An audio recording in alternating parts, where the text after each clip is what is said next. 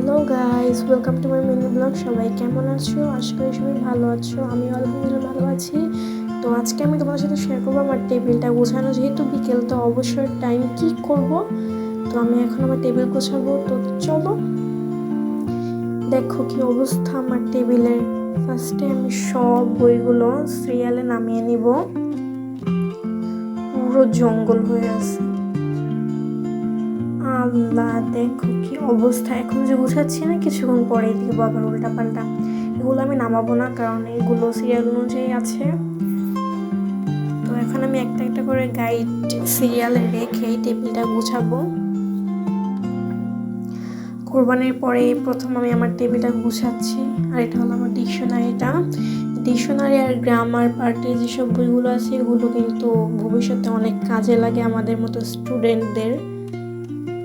আর আমার ক্লাসে কিন্তু অনেক পড়া, অনেকগুলো বই। ওই তো আমার টেবিলটা প্রায় গোছানো শেষ। ওয়েট, টেবিলের ভিতরের জিনিসগুলো তো আমি গুছাইনি।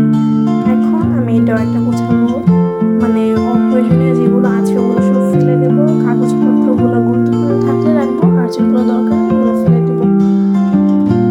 দেখো কত কিছু আমার এটার ভিতরে, অনেক কিছু। বাইরের তালা, চাবি, টুপি, আমার চশমার বক্স, আমার ব্যাগের একটা কার্ড, আমার এটা হলো আমার বেতন বুক, কত কিছু।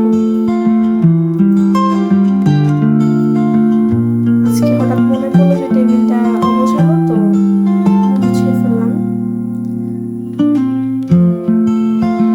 এখন আমি টেবিলটা নিয়ে বাইরে ঝাড়া দিয়ে এসে দেখি সবগুলো গুছাবো। আমি দেখছি যে কোন কোন কলমে কালি আছে আর কোন কোন কলমে নেই। তো যেগুলো ভালো ওগুলোই আমি রাখবো। আর এখানে দেন এটার ব্যাগটার ভিতরে আমি আমার কালারিং পেনগুলো রাখছি। কালারিং পেন কিন্তু রং করার ক্ষেত্রে অনেক কাজে লাগে।